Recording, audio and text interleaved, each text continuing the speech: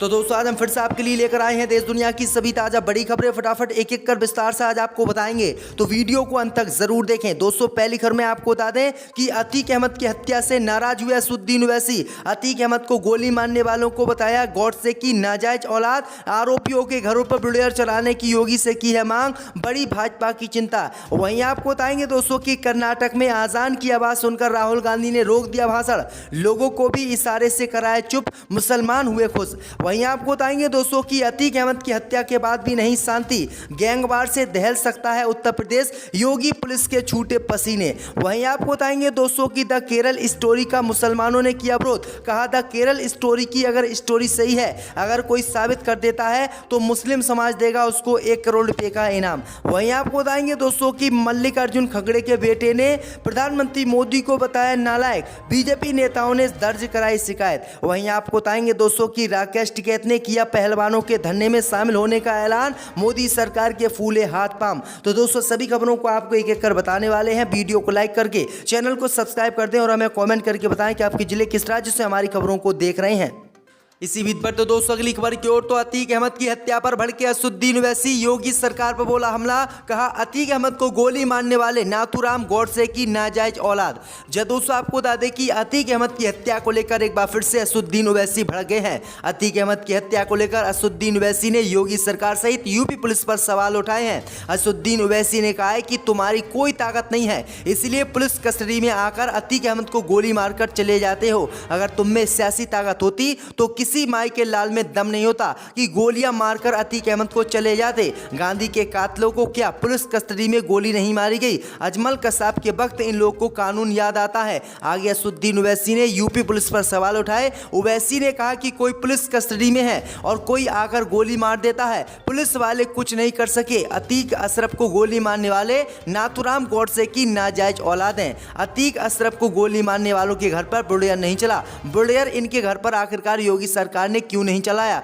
सबका इंसाफ हो रहा है और इंसाफ करने के लिए योगी सरकार बुलडोजर घरों पर चला रही है, लेकिन अतीक अहमद के हत्यारों के घरों पर बुलडोजर योगी सरकार ने क्यों नहीं चलाए? आखिरकार योगी सरकार इसका जवाब दे। तो असदुद्दीन ओवैसी एक बार फिर से योगी सरकार से नाराज हो गए और अतीक अहमद की हत्या पर ओवैसी ने सवाल उठाए हैं। इसी बीच पर तो दोस्तों अगली खबर की ओर, तो कर्नाटक में आजान की आवाज सुनकर राहुल गांधी ने रोक दिया भाषण, लोगों को भी इशारे से कराया चुप। जब दोस्तों आपको बता दें कि कर्नाटक विधानसभा चुनाव को लेकर सियासी सरगर्मी अपने चरम पर है। कांग्रेस नेता राहुल गांधी ने तुमकुरू में सोमवार को एक जनसभा को संबोधित किया। इस दौरान आजान की आवाज सुनकर उन्होंने अपना भाषण बीच में ही रोक दिया। दरअसल आपको बता दें कि राहुल जनसभा को संबोधित कर रहे थे, इसी बीच पास स्थित मस्जिद में आजान होने लगी। इस पर उन्होंने अपना भाषण रोक दिया और दूसरे लोगों को भी शांत रहने का इशारा किया। घटना का वीडियो सामने आया है, इसमें देखा जा सकता है कि राहुल गांधी भाषण देने में बिजी हैं, तभी कांग्रेस नेता केसी वेणुगोपाल उनके पास आते हैं और वह उन्हें आजान के बारे में बताते हैं,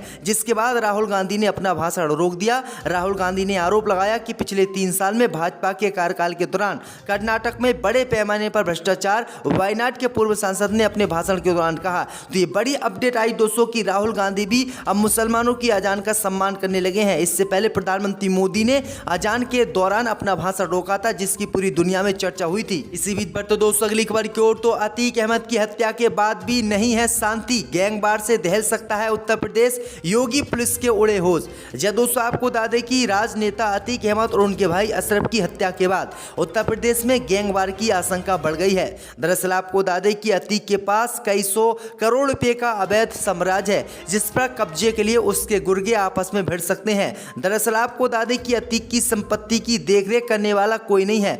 पत्नी शाइस्ता परवीन पुलिस से बचने के लिए फरार है। वहीं अतीक के 2 बेटे जेल में हैं और 2 बेटे बाल सुधार गृह में बंद हैं। वहीं अतीक के एक अन्य बेटे का एनकाउंटर यूपी पुलिस ने कर दिया है। पुलिस का कहना है कि इसलिए अतीक के गुर्गे अब उसके अवैध धंधों पर कब्जा करना चाह रहे हैं। पुलिस को संदेह है कि गिरोह में वर्चस्व को लेकर विवाद हो सकता है और उत्तर प्रदेश में फिर से गैंगवार शुरू हो सकता है, जिससे यूपी पुलिस के होश उड़े हुए हैं और योगी सरकार की भी चिंता बढ़ गई है। इसी बीच बढ़ते दोस्तों अगली खबर की ओर तो द केरल स्टोरी के विरोध में उतरा मुस्लिम समाज। बोले हिंदू लड़कियों का अगर धर्मांतरण हुआ है तो साबित कर दो और देंगे 1 करोड़ रुपये। जय दोस्तों आपको बता दें कि फिल्म द केरल स्टोरी को लेकर विवाद थमने का नाम नहीं ले रहा है। एक मुस्लिम संगठन ने फिल्म द केरल स्टोरी में लगाए गए आरोपों को साबित करने वाले व्यक्ति को 1 करोड़ रुपये के इनाम देने की घोषणा की है। ये फिल्म जिसमें 32,000 हिंदू महिलाओं की कहानी है जो राज्य से गायब हो गई और माफ कीजिएगा हिंदू से मुसलमान बन गई और ISI आतंकी संगठन में शामिल हो गई। वहीं आपको बता दें कि इस फिल्म को लेकर मुस्लिम यूथ लीग की केरल स्टेट कमेटी ने यह घोषणा की है जिसमें कहा गया है कि फिल्म में किए गए दावों के पीछे सबूत देने के लिए संग्रह केंद्र 4 मई को हर जिले में खोले जाएंगे। संग्रह केंद्रों में कोई भी विवरण डाल सकता है। उन्होंने कहा है कि अगर केरल स्टोरी में जो स्टोरी बताई गई है कि 32,000 हिंदू लड़कियों का अपहरण करके उनको मुसलमान बनाया गया और आतंकी संगठन ISI में शामिल करा गया, अगर इसके कोई सबूत दे देता है तो मुस्लिम संगठन उसको 1 करोड़ रुपए का इनाम देंगे। तो ये बड़ी अपडेट आई दोस्तों कि किस तरह से द कश्मीर स्टोरी के द्वारा मुसलमानों के खिलाफ घृणा देश में फैलाई गई थी, उसी तरह से द केरल स्टोरी बनाई गई है और यह भी मुसलमानों को बदनाम करने की कोशिश करेगी। इसी बीच पर तो दोस्तों अगली खबर की ओर तो प्रियंका गांधी ने प्रधानमंत्री मोदी को बताया नालायक, शिकायत दर्ज। जय दोस्तों आपको बता दें कि कर्नाटक विधानसभा चुनाव में राजनीतिक पार्टियों के बीच जुबानी जंग तेज हो गई है।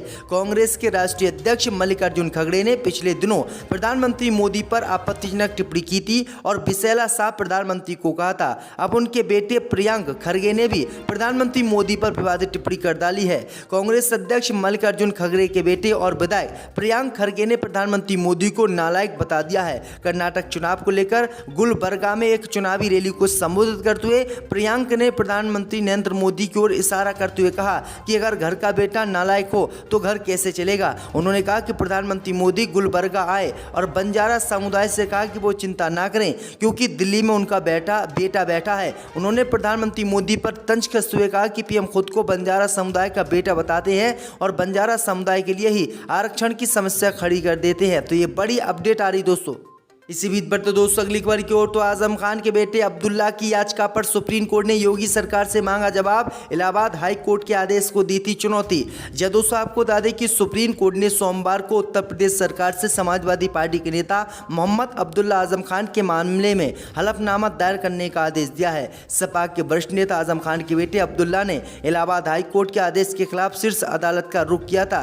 दरअसल आपको बता दें कि हाल ही में इलाहाबाद हाई कोर्ट ने 2008 के एक विरोधी मामले में अब्दुल्ला की 2 सिद्धि पर रोक लगाने से इनकार कर दिया था, जिसके कारण उन्हें उत्तर प्रदेश विधानसभा से विधायक के रूप में अयोग्य ठहराया गया था। सुप्रीम कोर्ट ने पहले इलाहाबाद हाई कोर्ट से अनुरोध किया था कि विरोध से संबंधित मामले में अब्दुल्ला की 2 सिद्धि पर रोक लगाने की याचिका पर जल्द से जल्द फैसला किया जाए, लेकिन आपको बता दें कि इस पर हाई कोर्ट ने फैसला नहीं किया, जिसके बाद सुप्रीम कोर्ट आजम खान के बेटे अब्दुल्ला आजम खान पहुंचे और अब सुप्रीम कोर्ट ने एक नोटिस जारी किया है और योगी सरकार से जवाब मांगा है कि आखिरकार आजम खान के बेटे की जो विधानसभा की सदस्यता रद्द की गई है वो ठीक है या फिर गलत। इसी बीच पर तो दोस्तों अगली खबर की ओर तो राकेश टिकैत ने किया पहलवानों के धरने में शामिल होने का किया ऐलान। मोदी सरकार के फूले हाथ पांव। जय दोस्तों आपको बता दें कि देश के कई पहलवान दिल्ली के जंतर मंतर पर धरने पर बैठे हुए हैं। वह भाजपा सांसद ब्रजभूषण शरण सिंह के इस्तीफे की मांग कर रहे हैं। इस बीच तमाम राजनीतिक दल के नेता इस प्रदर्शन में शामिल हो रहे हैं और अपनी बात कह रहे हैं। हालांकि नेताओं के प्रदर्शन में शामिल होने के बाद इस पर जमकर राजनीति भी हो रही है। इसी बीच किसान नेता राकेश टिकैत ने भी प्रदर्शन में शामिल होने की बात कही है। राकेश टिकैत ने ट्वीट करके कहा कि पदक जीतकर जिन्होंने विदेशों तक तिरंगा फहराया और देश को गौरव की अनुभूति का एहसास कराया, वो आज मान और सम्मान बचाने की लड़ाई लड़ रहे हैं। इस न्याय की लड़ाई में शामिल होने के लिए हम 2/5/2023 को जंतर मंतर दिल्ली पहुंच रहे हैं। सोशल मीडिया पर लोग राकेश टिकैत की बात का समर्थन कर रहे हैं क्योंकि राकेश टिकैत एक ऐसे नेता हैं जिन्होंने बीजेपी सरकार के खिलाफ किसान आंदोलन शुरू किया था और वो लगातार इस आंदोलन में शामिल रहे। इसी बीच पर तो दोस्तों अगली खबर की ओर तो अमित शाह ने कर्नाटक में किया रोड शो। कहा भाजपा सरकार ने 4% मुसलमानों का कोटा कर दिया खत्म। जब दोस्तों आपको बता दें कि केंद्रीय गृह मंत्री अमित शाह ने सोमवार को यहां एक विशाल रोड शो किया, जिस दौरान उन्होंने लोगों से 10 मई को होने जा रहे कर्नाटक विधानसभा चुनाव के लिए समर्थन मांगा। शाह विशेष रूप से डिजाइन किए गए एक वाहन पर खड़े थे और उनके साथ भारतीय जनता पार्टी के तुमकुर से सांसद GS बसवराज तथा पार्टी के अन्य नेता भी थे। मार्ग द्वार के दोनों ओर आसपास की इमारतों पर मौजूद लोगों ने शाह का अभिवादन किया। रोड शो के दौरान शाह के बयान के साथ साथ काफ़ी संख्या में भारतीय जनता पार्टी के कार्यकर्ता चल रहे थे, जो पार्टी का झंडा लिए हुए थे और भाजपा तथा प्रधानमंत्री मोदी के समर्थन में नारे लगा रहे थे। यहाँ तुमकुर जिले में रोड शो के समापन पर गृह मंत्री अमित शाह ने लोगों से भाजपा उम्मीदवार को वोट देने की अपील की। वहीं आपको बता दें कि अमित शाह ने कहा कि भाजपा सरकार ने मुसलमानों को मिलने वाला 4% आरक्षण खत्म कर दिया है और बोकालिंगा और लिंगायत तथा अनुसूचित जाति जनजाति समुदाय के लिए कोटा बढ़ा दिया गया है। वहीं आपको बता दें कि कांग्रेस पार्टी सहित विपक्षी दलों ने साफ कहा है कि अगर कर्नाटक में उनकी सरकार बनती है तो मुसलमानों का जो आरक्षण का कोटा खत्म किया गया है उसको फिर से वो बहाल करेंगे।